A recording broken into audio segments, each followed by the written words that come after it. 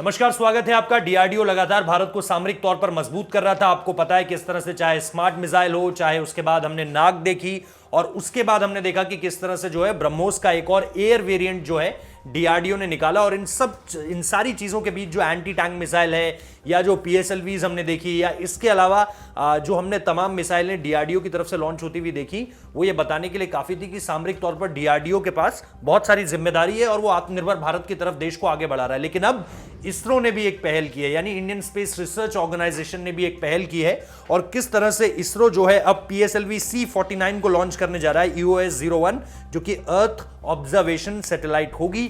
इससे भारतीय सेना को न सिर्फ मदद मिलेगी बल्कि भारत जो है वो दुनिया भर के देशों को भी एक संदेश दे रहा है, क्योंकि इससे जुड़कर कई और ऐसी जो है न्यू स्पेस इंडिया लिमिटेड ने एक साथ कई कमर्शियल एग्रीमेंट के तहत इसे लॉन्च किया है। इसमें कुछ जो है अमेरिका को भी इससे फायदा होगा और अमेरिका के साथ साथ जिस सैटेलाइट का हम जिक्र कर रहे हैं वो निश्चित तौर पर दुनिया के कई अलग अलग देशों को भी अपनी इस टेक्नोलॉजी से मदद पहुंचाएगी, जिसमें अमेरिका का नाम है, ये हम आपको पहले ही बता दे रहे हैं। लेकिन इसमें जो सबसे बड़ा फायदा है जो हम आपको बता रहे हैं कि सेना को किस तरह से ऐसे इलाकों की भी जानकारी मिलेगी जो आउट ऑफ रीच हो जाते हैं एक तरह से। क्योंकि अभी आपको पता है कि हाल ही में जब 2+2 की मीटिंग चल रही थी, यानी जो अमेरिका के विदेश मंत्री और अमेरिका के रक्षा मंत्री यानी माइक एस्पा और माइक पोम्पियो जब भारत आए हुए थे और इधर से जो है राजनाथ सिंह और एस जयशंकर दोनों के बीच मुलाकात हुई, मतलब ये चार लोग जब मिले तो एक अहम समझौता हुआ जो बेका समझौता था। ये बेका BECA है और BECA के तहत भारत को अब अमेरिकी सैटेलाइट्स की मदद मिलेगी अगर हमें किसी भी फ्रिंज इलाके में या किसी भी विवादित इलाके में या फिर ऐसा इलाका जहां पर हम जानना चाहते हैं कि यहां पर टारगेट हमारा कैसे हम इस टारगेट तक पहुंच सकते हैं, उसके कोऑर्डिनेट्स जो होते हैं वो बेका की तरफ से दे दिए जाएंगे।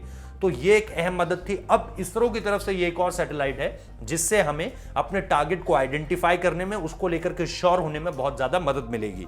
तो ये एक इसका बहुत ही अहम काम है। इसके अलावा जैसा मैं आपको बता रहा था, क्योंकि पीएसएलवी C49 के साथ जो लिथुआनिया है और एक लग्जमबर्ग के 4 और अमेरिका के 4 ऐसे कुल 9 कस्टमर सैटेलाइट्स भी लॉन्च करेगा। और ये साथ ही satellite new space India limited यानी NSIL के साथ एक कमर्शियल एग्रीमेंट के तहत जो है वो लॉन्च किए जा रहे हैं।